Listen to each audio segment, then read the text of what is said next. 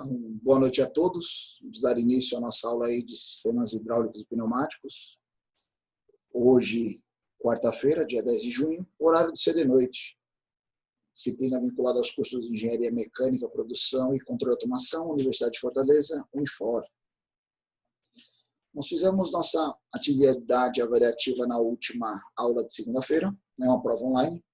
Então, se vocês clicarem no linkzinho aqui da prova, no meu caso é acompanhamento da turma, vocês vão ver a sua prova, tem já a correção, as considerações, né, da prova. E aí, se você clicar,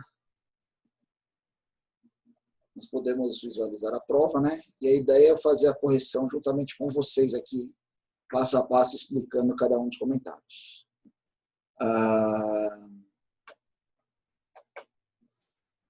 Vamos então lá, passo a passo, falando as questões. Quando falamos de válvulas de controle direcional, sabemos que para as mesmas comutarem, né? O que é comutar? Mudar de posição. Né? Necessita de um estímulo para que possa ser realizado de forma manual ou por sinal. Tá? Explicam suas palavras de forma clara e objetiva a diferença entre comando sobre acionamento direto, sobre acionamento de válvulas, comando direto, indireto, né?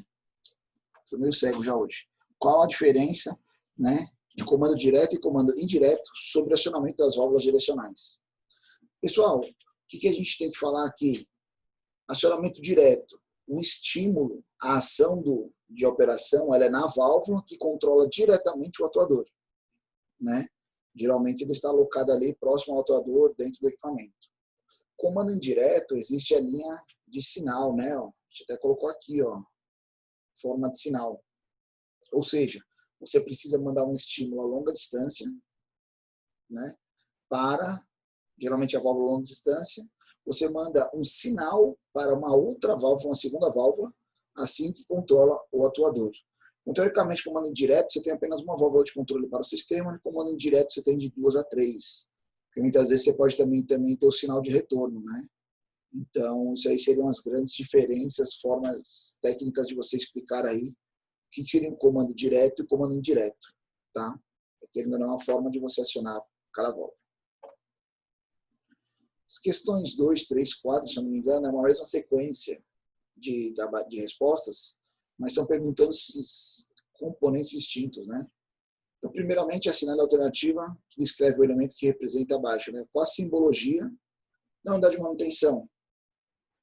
Ela logo essa primeira aqui, né? Ó, unidade de manutenção, lembrando que ela faz o quê? Ela filtra, ela seca, ela regula e ela lubrifica, que não está representada aqui, seria um tracinho interno, a nossa rede de ar comprimido, né? A nossa reutilização. Então, o nosso primeiro item seria esse. Os demais itens, eu vou comentar eles aqui agora, depois eu vou indicando só as perguntas, né? Essa segunda simbologia está representada que é um compressor. Essa terceira simbologia é uma válvula reguladora de fluxo bidirecional, ela controla nos dois sentidos, tá? Esse quarto item representa o quê? Uma válvula de retenção, né? Simbologia da retenção. Esse quinto item é uma válvula de controle de fluxo, né? Unidirecional, ela controla em apenas um único sentido, no sentido oposto ela passa livremente. Este outro item representa o quê? Uma válvula de contadora, né, de contagem. Esse penúltimo é uma válvula temporizadora, né? Aqui temos um elemento OU, tá? Temos aqui um elemento E, e aqui nós temos uma válvula de sequência. Então, esses seriam os itens representados simbologicamente. Inicialmente, ele perguntou aqui qual seria, né, a unidade de manutenção. Então, seria esse item. Na terceira questão, ele pergunta qual seria a simbologia para a válvula de sequência. A válvula de sequência ela trabalha em cima de pressão, né? Então, ela tem quase que a mesma característica aqui, ó, da válvula temporizadora, só que é uma unidade de pressão, ela monitora a pressão. Então, seria este item correto. Tranquilo? Quarta questão, ele pede a simbologia para uma válvula contadora, o elemento contador, né? Temos ele aqui, ó, a partir do número de pulsos que ele recebe, os sinais que ele recebe, ele permite a passagem do fluxo. Né? Então, esse seria o elemento contador. Quinta questão, a simbologia para a válvula de retenção. Quando a gente falou a retenção, aquela questãozinha da simbologia do cone e da esfera, né? Ó, o fluxo passando, empurrando a esfera sobre o cone, ele veda, né, a passagem. Quando ele passa no sentido contrário, ele afasta a esfera do cone e assim o fluxo passa, o fluido passa livremente. Então, esse aqui seria a nossa válvula de retenção. Ok? Acho que essas simbologias não teriam tanta dificuldade, era mais conhecimento, vivência, né? São simbologias que estão associadas diretamente aos circuitos, né? Que a gente faz dentro das lógicas. Questão número 6, era a segunda discursiva, né? Explicam suas palavras de forma clara e objetiva qual a diferença entre regulagem de fluxo primária e regulagem de fluxo secundária. E também os fenômenos de ação dos atuadores ocasionados por esses dois tipos de regulagem. Muita gente não respondeu essa segunda parte. Tá? Então, primeiramente, o que diferencia uma reguladora, uma forma de regulagem primária e secundária? É onde você controla o fluxo, na entrada ou na saída do atuador. Então, por exemplo, se você tem um controle de fluxo na entrada do atuador, ele é uma regulagem primária. Se você controla o fluxo de ar na saída do atuador, ele é uma regulagem secundária. Quais são os fenômenos que ocorrem devido a essa regulagem? O recomendado para a pneumática é sempre o secundário. Por quê?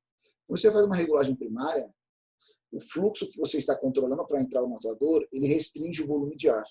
Logo, o pouco de ar que passa, ele encontra uma região ali posterior, que é o êmbolo, né, a camisa do cilindro e a mangueira, a tubulação naquela posição, ele expande o ar e perde pressão.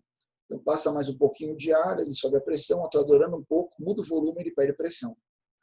E isso acontecendo várias vezes, o atuador trabalha de forma pulsada, ele não tem uma linearidade no seu acionamento, né? Ele não trabalha de forma linear. Por isso que a gente faz a regulagem recomendada secundária. Quando você controla a entrada e saída de ar, o ar que entra para movimentar ou avançar um atuador, por exemplo, ele entra com toda a pressão e vazão necessária, faz com que ele anda na velocidade constante e força constante, né? E o ar que sai, ele está sendo restringido, ou seja, ele apenas freia a entrada do outro ar. Com isso, o seu atuador trabalha de forma regular, livre de pulsações. Recomendado seria secundário. Então, essa questão da pulsação seria o fenômeno que nós estávamos esperando ser apresentado aqui como resposta em relação aos tipos de regulagem. Ok? Sétima questão, falava em questão de simbologia de atuadores. Pessoal, aqui é uma questão, nem sempre a gente vai fazer atividades que contemplam todos os atuadores. Tá? Então, a gente tem que pensar em simbologia. A gente conhece alguns êmbolos, alguns elementos, como haste, êmbolo, mola, né? Simplização, duplação dos atuadores, que pela descrição a gente faz associação qual é a característica dele. Então, dentre os atuadores apresentados abaixo, qual a simbologia correta para um atuador? Simplização. Pessoal, o atuador de simplização, ele só tem uma via de comunicação. Ele é simples, né? Então, esse 1, 2, 3, 4, 5, esses 6 primeiros estaria entre eles. Esses outros aqui, eles são todos duplação. Então, eles já estariam descartados. Sem haste. Aqui eu tenho um atuador com dupla haste, um atuador com dupla haste, uma haste, opa, tenho 2 sem haste. Essa parte aqui é o êmbolo, né? E aqui é a conexão. Retorno por mola. Se você observar aqui, ele está recuado, ele avança e retorna por mola. Aqui ele está avançado e ele recua e avança por mola. Ou seja, qual que tem o retorno por mola? Seria este elemento, que ele está recuado. Tá? Então aqui a gente vê a simbologia da nossa mola. Ok? Qualquer dúvida pode perguntar no grupo, viu, pessoal? Sem problema algum. Aí vem essa questão do atuador aqui.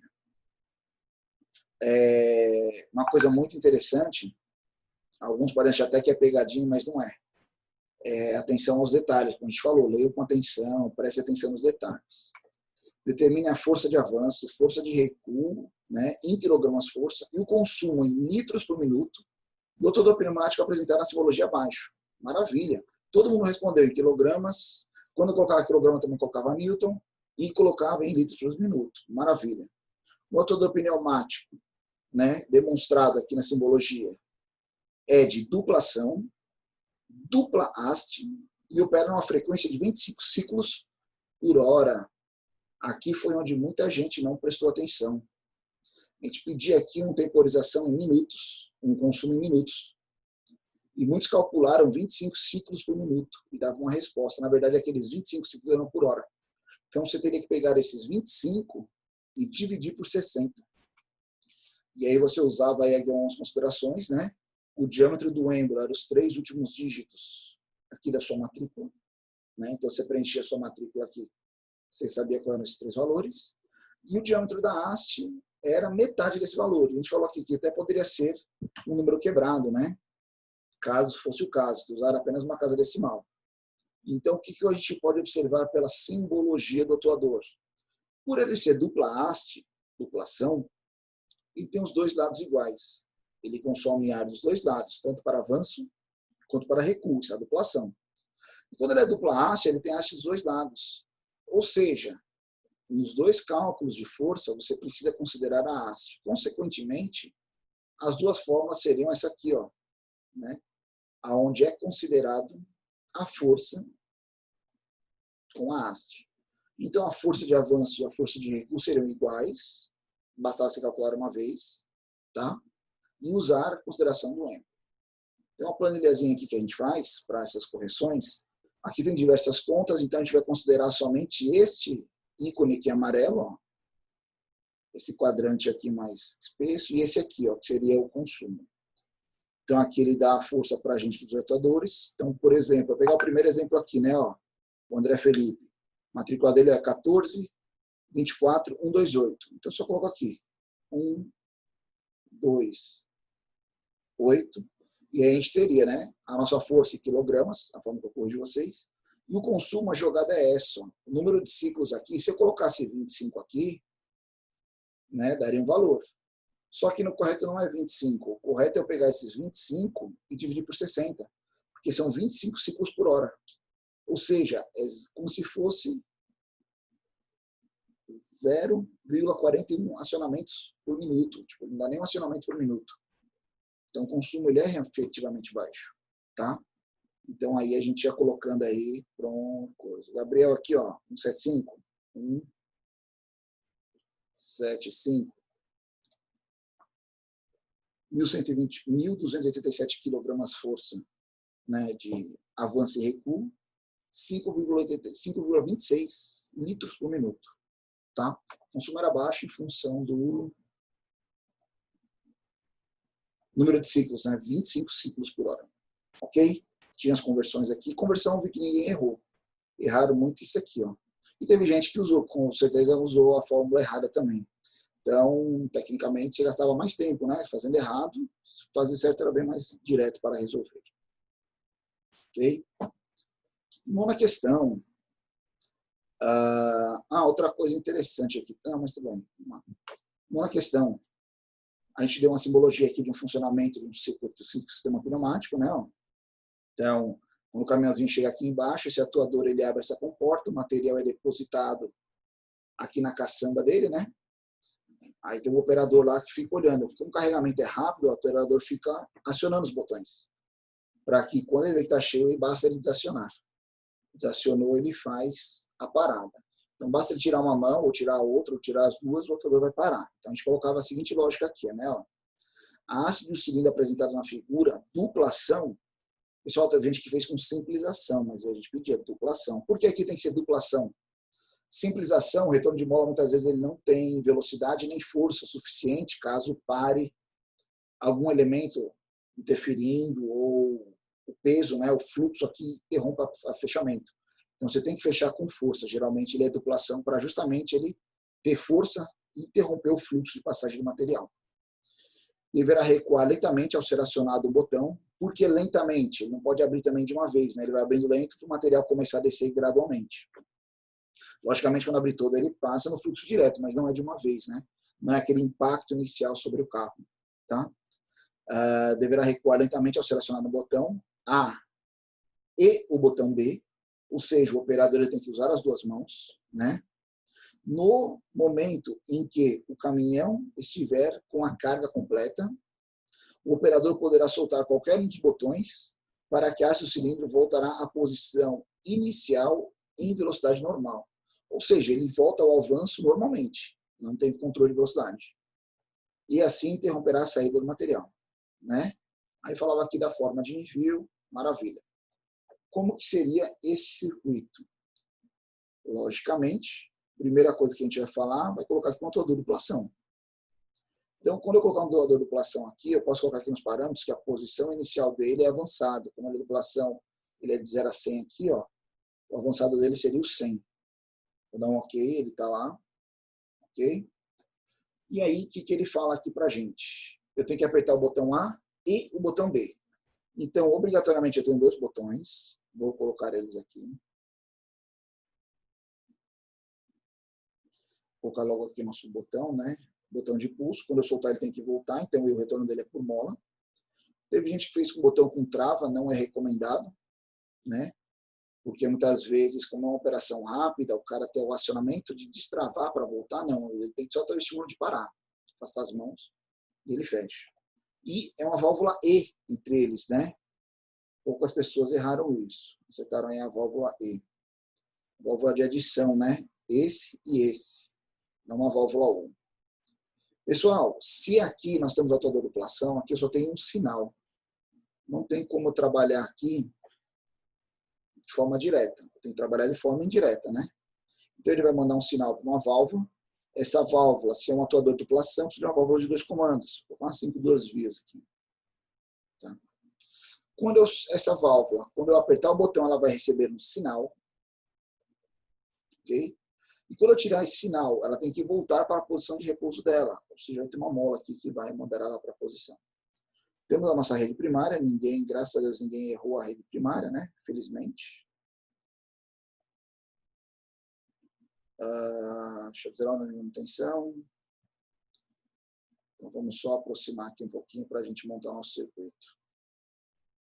Então, vamos lá. O compressor, a arça do compressor na manutenção chave geral. 2 acionamentos manuais universais. Okay. 3 e 5 é escape. 2 é a pressão do sistema. Então, tudo que for 1 é pressão. Tem algumas pessoas ainda insistindo, eu não vi muito falha de faltar escape. Isso aí todo mundo estava esperto. Mas eu vi muito conexão 3 ligando em 5, pressão chegando em 3. Então, só tem que só prestar um pouquinho mais de atenção. Isso foi diversas vezes batido aqui. Não considerei algumas pessoas. Aqui é sinal é pontilhado, né? Algumas pessoas esqueceram disso. Vamos lá, 3 e 5 é escape. Vamos colocar escape em todo mundo. Opa.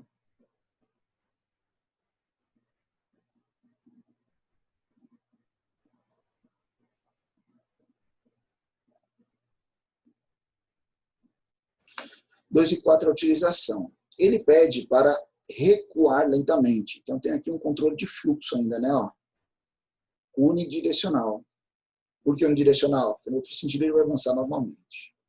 Então, inicialmente, ele começa avançado. Então, a pressão aqui no 2 tem que vir para esse lado. Tá? Para ele vir para esse lado, ele passa diretamente aqui, ó, né? No circuito. Quando ele sai regulado, né? Para ele abrir. Então, aqui seria a abertura aí do nosso sistema. Vou colocar só uma retençãozinha aqui para a gente ver uma variação de fluxo aqui. Todo mundo pressurizado. Só um ele não vai. Só o outro ele não vai. O operador tem que usar as 2 mãos, né? Ele avançou. Quando soltar o botão, qualquer um deles, ó. Desculpa, pessoal. Acho que está trocado. Não, é o fluxo aqui que está muito baixo. É só o fluxo aqui. Olha, a hora que ele soltar um dos botões, ele volta rapidamente, né? Ó. Então, quando eu acionar aqui, ó, ele recua lentamente. Basta soltar, ele volta normalmente lá para a ponta. Tá? Era o nosso fluxo aqui que estava muito baixo. Somente um ele não vai, somente o segundo ele não vai. Primeiro e segundo. Recua com o controle. Soltou qualquer um dos botões, ele volta lá. Então, essa seria a nossa lógica. Pessoal, eu queria fazer uma observação muito interessante em relação a isso. A gente sempre diz desde o início que toda a simbologia ela é feita, né, o lado de repouso ao lado direito. A montagem, existe uma ordem de sequência. Não sei, as pessoas configuraram válvulas para elas serem ao contrário. Tem muita gente aí que eu já vi isso recorrente em outras provas, outras atividades. As pessoas às vezes pegam e se baseiam por circuitos. Outros, né, consultam outros circuitos, coisa que não era certa, né, na prova, mas tudo bem. E pega e acontece isso. Deixa eu só tentar fazer ele aqui, que eu quero fazer. Até para eu fazer aqui é meio complicado, mas vamos tentar aqui. Deixa eu ver se vai dar certo aqui dessa forma, né? Eu tentei isso. Isso. Espelhar. O cara consegue desenhar um circuito dessa forma. Isso é errado. Tá? Não tem como você trabalhar o acionamento do lado esquerdo. Tecnicamente, todos os acionamentos são do lado direito, né? Então, ele comuta para o lado esquerdo. Então, tem gente que conseguiu desenhar um circuito ao contrário. Isso é errado. Então, presta atenção aí. Só que acontece quando você pega uma foto de celular. O pessoal bate foto, às vezes, com o celular e manda para o grupo. E aí, alguns celulares espelham as fotos, ou tem algum recurso que vira a foto da forma que ele põe no papel, ou bate, às vezes ele bate a foto de ponta cabeça, a pessoa gira para observar e acontece isso. Então, fiquem espertos aí quanto a isso. Tá? Esse circuito aqui ele não funciona. Ok? E aí, esse aqui seria a atividade 9.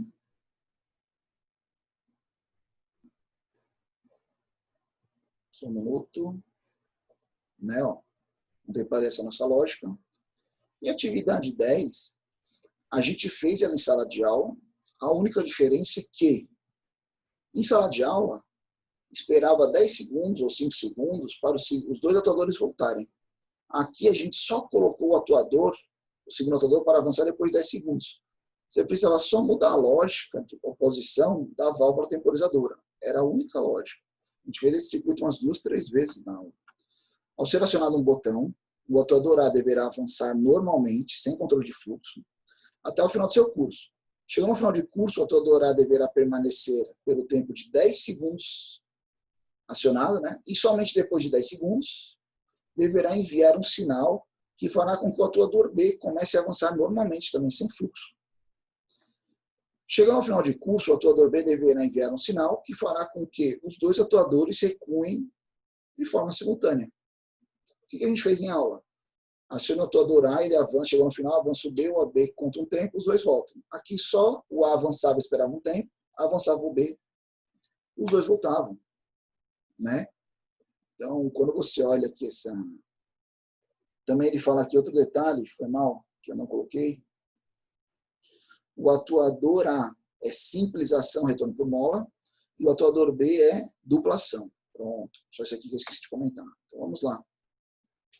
Você vem aqui com o atuador simples ação, retorno por mola, e um atuador dupla ação. Então, aqui seria o A, né? Aqui seria o B. Beleza. Ao acionar um botão, vamos colocar um botão aqui, né? Esse cilindro deverá avançar.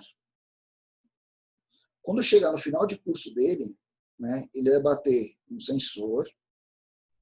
Esse sensor vai contar um tempo. Vou pegar temporizador aqui. Outra coisa interessante, cuidado. Existe a temporizadora normalmente aberta, existe a temporizadora normalmente fechada. Se você usar normalmente aberta, seu circuito não funciona como se desejado. Acionou, esse aqui já avança. Tá? Ele vai precisar um tempo para ele voltar. Então, não seria o correto. Então, esse aqui está errado. Tem um temporizador que vai mandar um sinal, né, para aquele atuador avançar. que quando esse, por fim, chegar no final, vai bater no sensor. Outra válvula aqui, desculpa. Que vai mandar todo mundo voltar. Legal. Como é sinal, eu preciso de válvulas de controle aqui, né? Eu preciso ser comando, sinais. Então, aqui, como é uma utilização, simplização, vou colocar uma 3 duas vias. Aqui, como é duplação, vou colocar uma 4 duas vias ou 5 duas vias, sem problema algum. E aí, vamos montar a nossa lógica. Vou colocar aqui uma rede primária também, né? Ó. Chave geral, unidade de manutenção, compressor. E vamos lá. O ar sai do compressor, unidade de manutenção. Unidade de manutenção, chave geral. 2 acionamentos manuais universais. 3 e 5. Escape. 2 é utilização, seria a pressão. Todo mundo que for 1 é pressão. Vou colocar pressão logo em todo mundo aqui, né?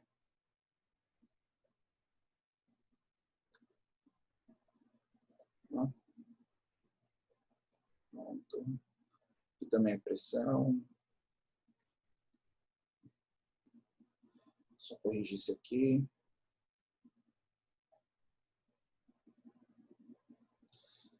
Uma pressão. Vou colocar mais para cá. Não temos problema de espaço aqui. Uma pressão. Beleza? O que acontece aqui na nossa lógica? Vamos lá. Pessoal, o que eu recomendo também, vocês diretentes terem partes. Quando eu acionar um botão, opa, então esse meu botão ele é de pulso, né?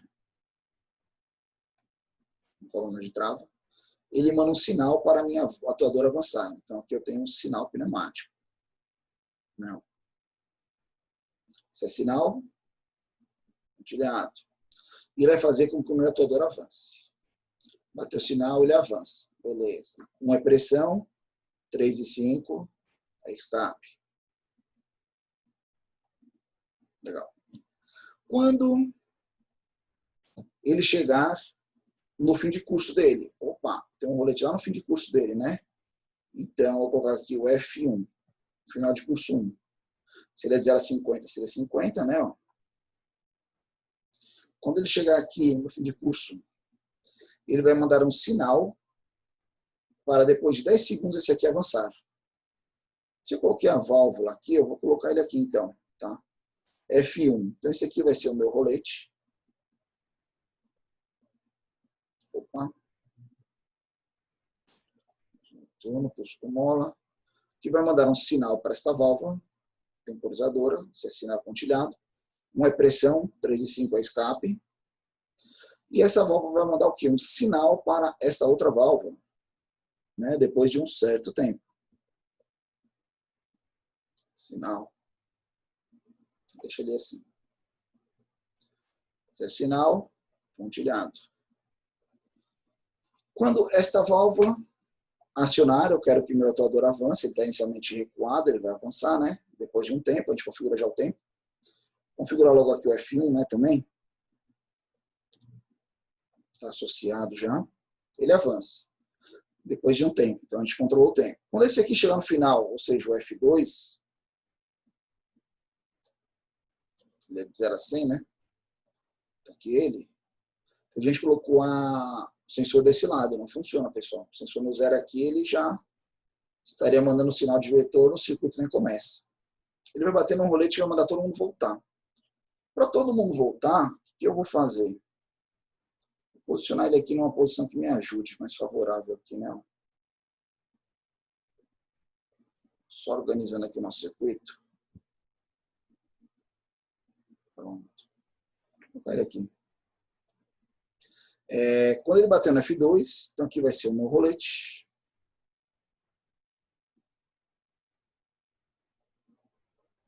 Retorno por mola. No final 2 ali, né? Ó. 1 é pressão. 3 é escape. Ele vai mandar um sinal para todo mundo voltar. Mas eu preciso mandar o sinal para os dois. Eu posso mandar só para esse. Vai ser um sinal pneumático. Aqui, ó. Para que quando o F2 ali, ó, seja acionado, ele retorne. Se ele sair em cima do F1, essa válvula, para ela voltar para a posição, basta colocar uma mola aqui. Tá? 1 é pressão, 3,5 é escape.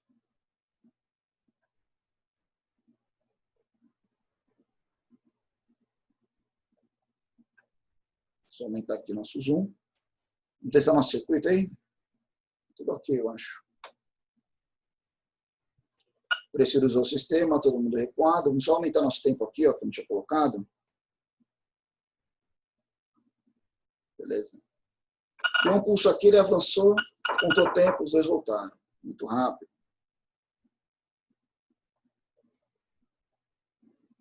Vou colocar aqui um delayzinho aí. Pronto. Primeiro pulso, olha, avançou, bateu. Está contando o tempo. Ó. Olha o sinal aqui no F1 acionado, né? Ó, F1 acionou F1, está contando o tempo, ele vai acionar F2. É, professor. Bater aqui, ele Acho volta. que Oi? tem umas válvulas de retenção, que ele está falando para recuar lentamente, os dois. Ah, fala? Fala lá no final da questão. Ah, então vamos lá. Vai perder ponto já. Ah, os dois atuadores recuem lentamente. Maravilha. Na verdade, a retenção não é uma reguladora de fluxo. Né? Com retenção, Isso, é isso. unidirecional. Beleza. Uhum. Cadê elas aqui? Calma aí. Tá aqui, ó. Então teria duas dessa, né? Uma, duas. Para ele voltar lentamente, eu vou controlar o ar que sai aqui, né? Ó. Então, o ar entra direto, sai controlado. Vou colocar aqui 50. Não, 25. E esse aqui, ele seria secundário aqui, o controle, né? Ele entra direto, mas sai controlado. Por ser mola, vou colocar aqui só uns 75, já vai ser lento, eu acho. Pronto, foi mal. Bateu um, ó, avança rápido, contando o tempo, vai avançar o segundo. Chegando no final lá da F2, todo mundo volta. Chegar, o tempo ficou muito grande agora, né? Olha lá. Avançou normal, bateu, os dois se tornam lentamente. Aqui tá bem lento, tá? É só ajuste das válvulas. Não seria errado você também colocar um sinal aqui. Muita gente fez isso. Coloca um sinal aqui, tiro a mola, né? E aí eu pego e derivo esse sinal para cá, ó.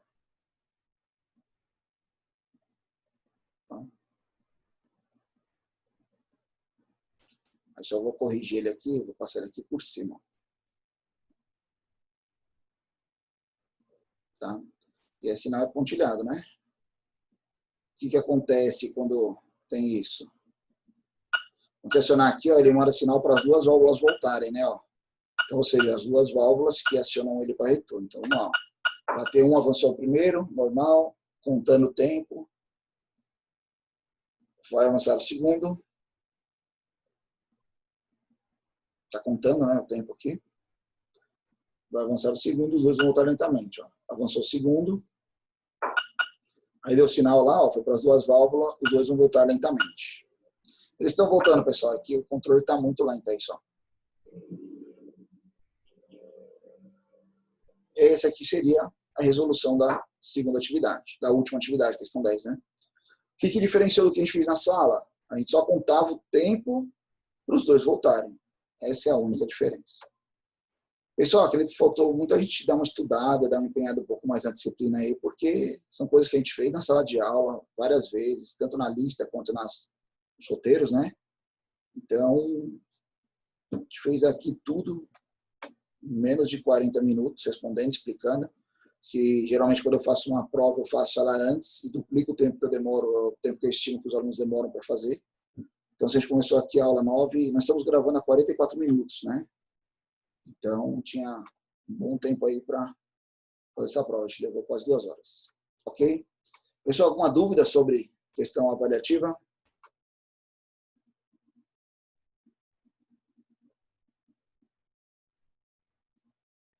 Tudo certo, professor. Legal. Segunda-feira, estaremos fazendo a atividade de recuperação da AV2, para ficar a maior nota. Então, quem quiser melhorar a nota, quem quiser refazer a prova, quem perdeu, com certeza, né? Tiveram, acho que 3 alunos que perderam. Segunda-feira a gente vai estar fazendo essa mesma atividade. Quem não precisa fazer, segunda-feira está livre para assistir a novela. Tranquilo? Alguma dúvida a mais, pessoal? Professor, a matéria é a mesma? É a mesma coisa. Eu sempre costumo falar que a prova é igual, mas diferente, né? Tranquilo? Professor, Oi. tem uma dúvida aqui sobre a V3. Vai ter outra avaliação, é? Tem mais uma atividade. Vamos só em série aqui, vamos então andar um pouquinho mais. Segunda-feira, dia 15, a gente faz a recuperação da V2. Aí dia 17, que é a próxima quarta, a gente corrige ela, tá? Aí fecha, né, a nota da V2 completa, total. Aí, do dia 17 para o dia 22, já vai estar saindo aí uma diretriz, que a nossa ideia era, tecnicamente, dia 22 estar voltando para as aulas presenciais, para as práticas. E aí, qual que é a opção que a gente está fazendo? Acho que eu estou trabalhando aqui. Vai ser dada uma atividade para a V3. Essa atividade, ela pode ser feita tanto pelas pessoas que não vão para a aula presencial, por motivos de ser um grupo de risco, ter que estar em isolamento completo, ou porque está afastado, né? Foi para o interior, ou está longe da capital, alguma coisa. Então, você pode fazer ela também em casa. Como a gente vai ter as aulas práticas lá, reposição de algumas aulas práticas, para visualizar todos os circuitos que a gente montou e também ajudar no desenvolvimento dessa atividade, testando na bancada. Mas dá para fazer pelo software, manualmente, tranquilamente. Viu? Mas isso, a definição da V3, vai ser lá só para o dia 22 que a gente vai conversar. Tranquilo?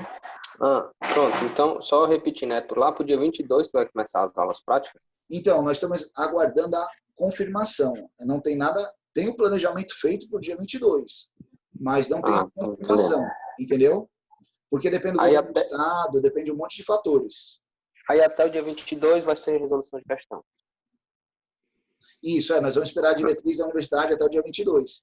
Então, como até dia 17 a gente tem coisa para fazer, né? Segunda-feira tem a prova, 17 corrige. Então, nesse dia 17 talvez a gente já tenha um entendi. Né? Porque do dia 17 para o dia 22 já é da quarta para a segunda. Já quarta para a segunda, entendeu? A gente já tem uma diretriz melhor, a gente já está mais assertivo, porque a gente definir alguma coisa até e mudar tudo. Tranquilo? Professor. Oi. Em questão do assunto, já encerrou ou ainda tem mais algum a ser apresentado? De matéria? Não, encerrou. Praticamente encerrou. Nós vamos colocar agora, a AV3, na verdade, não é assunto novo. Nós vamos colocar problemática, situação, um cotidiano, né, uma contextualização, para a gente colocar a nossa matéria dentro dela. Entendeu? Entendi. Essa é a ideia da AV3. Não sei se vocês lembram, pessoal, nas primeiras aulas nossas presenciais, acho que no primeiro dia de aula eu conversei isso com vocês. Nossa disciplina é feita de uma forma que, onde a gente chegou aqui nessa nossa etapa, se você pensar, se você estudou, se você seguiu lá os roteiros, foi fazendo as atividades, hoje você é capaz, né, de especificar qualquer circuito pneumático, desde o compressor até a lógica de funcionamento. Então, você consegue colocar a lógica de funcionamento lá, montar o circuito, dependendo da força, né, do curso, você consegue calcular lá o tamanho do atuador, o dimensionamento dele, o consumo dele, e isso dimensionar toda a sua rede, desde o compressor, reservatório, tubulação, né?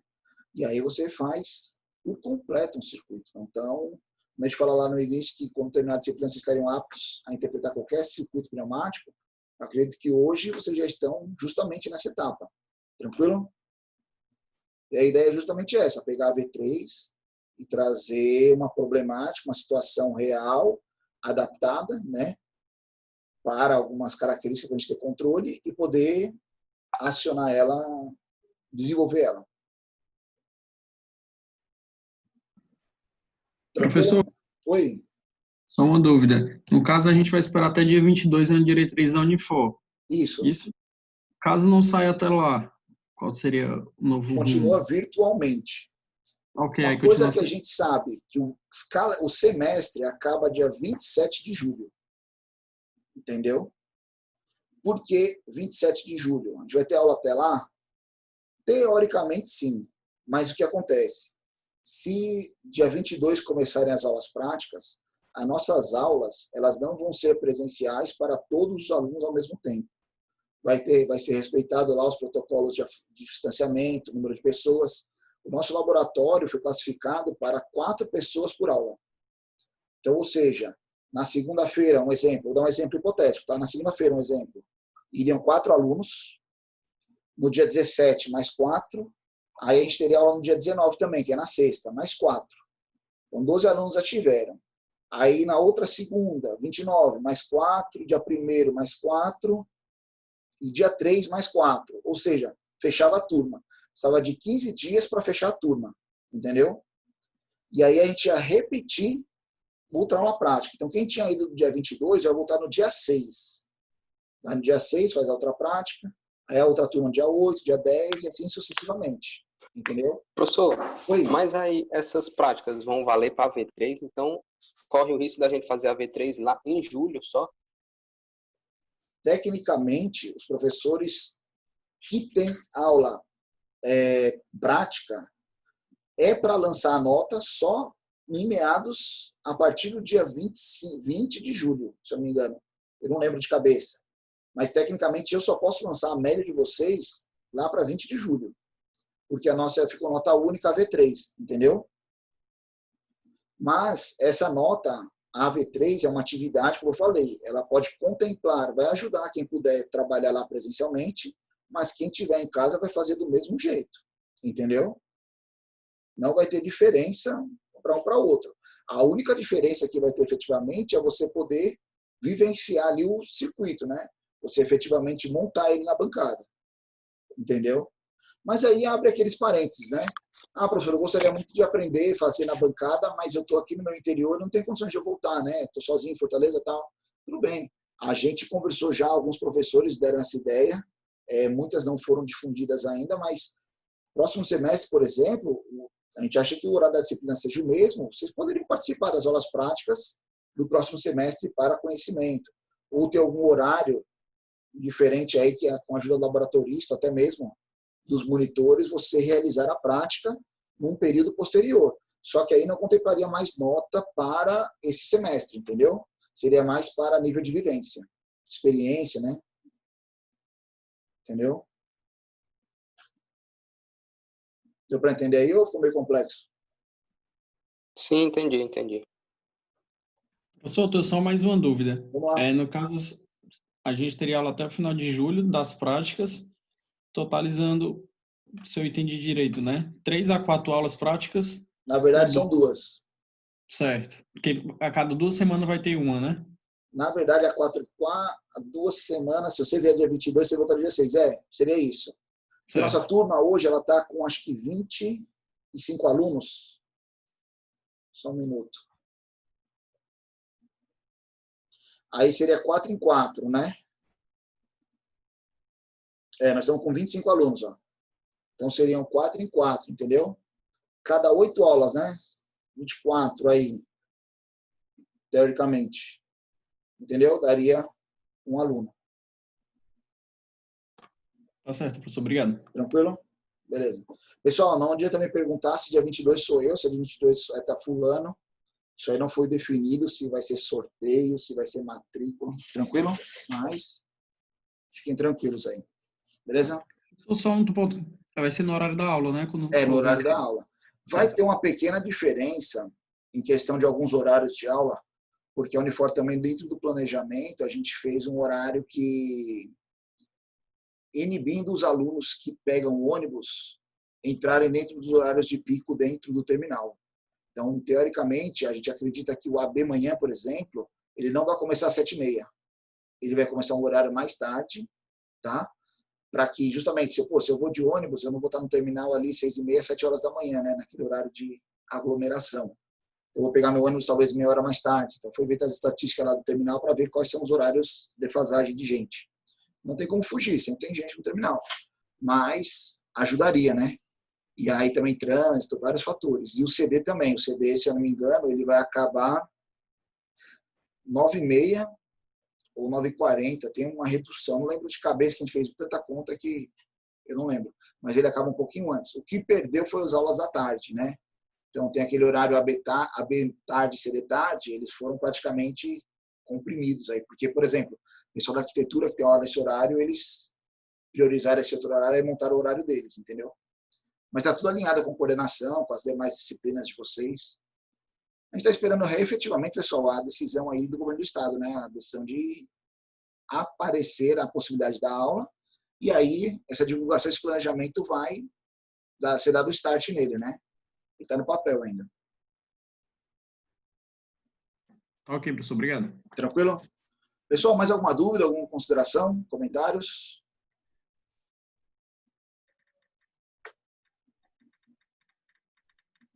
Sem mais, agradeço a atenção de todos. Qualquer dúvida, estou à disposição sempre nos nossos canais, né, de comunicação. Tem o WhatsApp, nosso grupo do WhatsApp, o Torpedo, Ferramentas do Uniforme Online. Ok? Pessoal, bom fim de semana a todos, bom estudo. Para segunda-feira, quem tiver dúvida, estou à disposição. Ok? Nos demais, bom fim de semana. Até lá. Bom final Valeu, de semana, professor. Boa professor. noite. Boa noite. Boa noite.